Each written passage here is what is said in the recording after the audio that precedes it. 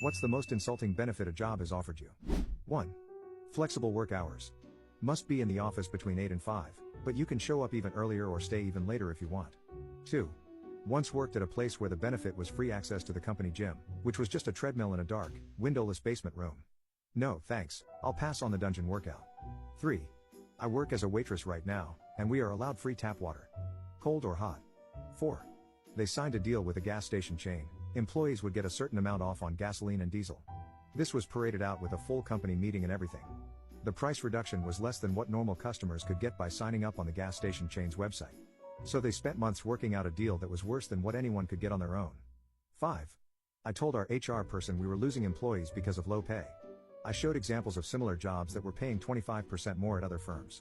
She told me that the casual work atmosphere was a huge benefit and should be taken into account. My response was that I could buy a lot of neckties for $10,000 a year. I resigned a few weeks later, and they tried to counteroffer. Idiots. 6.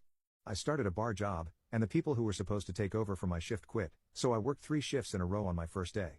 After working 23 hours, my boss said he'd give me a bottle of liquor as a thank you. He gave me a half bottle. 7. Staff appreciation barbecue where all the staff was invited, but we still had to cook for all 300 employees. Everyone got to go except the kitchen staff, and they never made it up to us. 8. When I worked at a local mental health facility, they had a crazy high turnover issue across the board, particularly with clinical staff. One of their solutions for the morale issue was to throw an employee appreciation fair, free food, games, music, the works. The first problem was they expected the support staff to set up and man everything, maintenance constructing the booths, IT setting up and managing the sound system, kitchen staff doing all the cooking. So not only did those staff members not get to enjoy the event, but we also ended up a full day behind on our normal tasks. The second problem was that any staff who interacted with patients, particularly the clinical staff they were trying to retain, couldn't cancel appointments to attend. So the event just ended up being administrative staff in the office pool having a big party for themselves while the rest of us either served them or heard the festivities coming from outside while stuck inside doing actual work.